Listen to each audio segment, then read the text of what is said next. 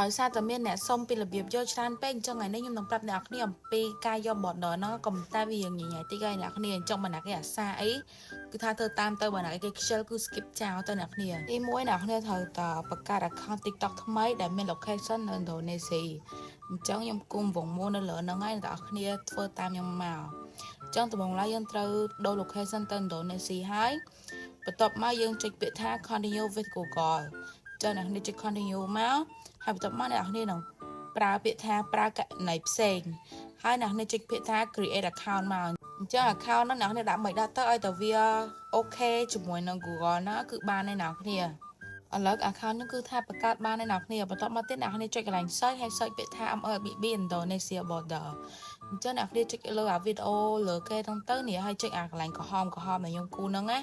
អញ្ចឹងអ្នកគ្នាចុចនៅលើហ្នឹងទៅវានឹងនាំយើងទៅដល់ event ណារតុហ្នឹងហើយ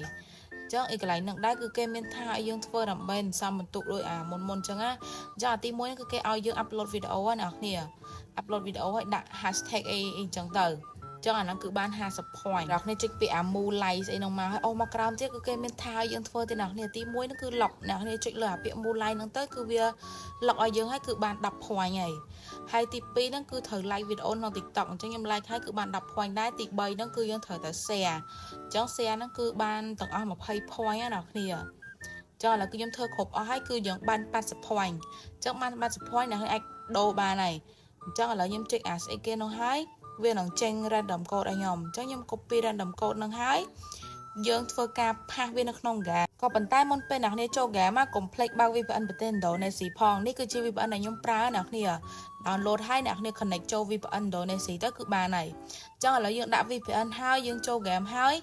យើងទៅផាស random code ដែលយើងបានមិញហ្នឹងអញ្ចឹងឥឡូវយើងចូល profile មកចូល profile ហើយយើងចុចពាក្យ setting ហើយចុចពាក្យថា random shim code ចឹងអ្នកគ្នាខ្ញុំផាសអាកូដដែលខ្ញុំបាន copy ពីអាកន្លែងក្នុង TikTok មិញហ្នឹងហើយយើងចាំស្ទុះទៅចាំយើងចុច OK អញ្ចឹងគឺថា reward ហ្នឹងគឺ send ទៅ mail box យើងហើយយើងចុចខ្វាយហើយយើងចេញមកគឺថាគឺបាន border ហ្នឹងហើយអ្នកគ្នា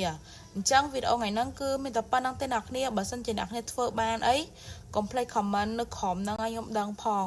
វីដេអូថ្ងៃហ្នឹងគឺមានតែប៉ុណ្្នឹងទេអ្នកគ្នាអរគុណបាយបាយ